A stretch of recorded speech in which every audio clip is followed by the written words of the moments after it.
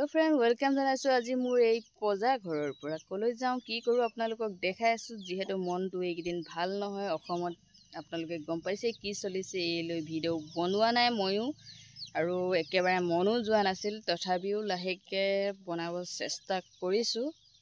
চাই থাকিব ভিডিঅ'বোৰ। যদি চাই ভাল লাগে মোৰ, লাইক কমেণ্ট শ্বেয়াৰ আৰু ছাবস্ক্ৰাইব কৰি দিব আপোনালোক। কি কৈছে? চব সৰু সৰু মাছে এয়া চাওক, একেবাৰে ধান বেয়া আমাৰ এইখিনিত। আপোনালোকৰ ফালে কেনেকুৱা হৈছে জনাবচোন। এইখিনি চাওক, বনে একদম মানে পুতি ৰাখিছে এনেদৰে।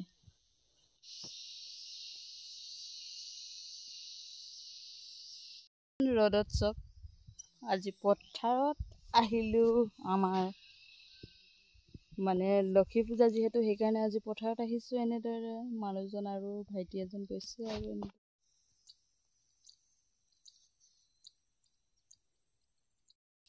এই চাইডটো সিমান বেয়া হোৱা নাই, মানে 1-1.5 বিঘা মাটি এবাৰ খতম মানে কি হ'ল, একেবাৰে বনে পুতি ৰাখিলে।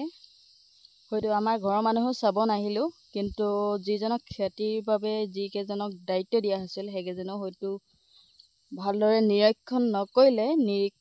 মানে সময়মতে হয়তো নকৰিলে, সেইটো কাৰণে সম্ভৱতঃ এবাৰ খেতি 1.5 বিঘামান বৰ ভাল এটা নহ'ল। কিন্তু এইখিনি যি দেখিছোঁ ঠিকেই ধুনীয়া আছে, আৰু পানী তলত এতিয়াও মানে আছে, সৰু সৰু মাছবোৰো আছে।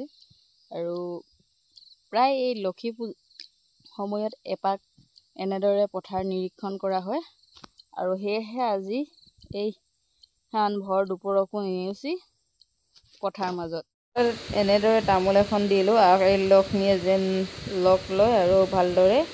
ইয়াত চব ইমান ভালকৈ মাছবোৰ হিলাইছে, লগতে ভেটফুলো দুপা ফুলি আছে।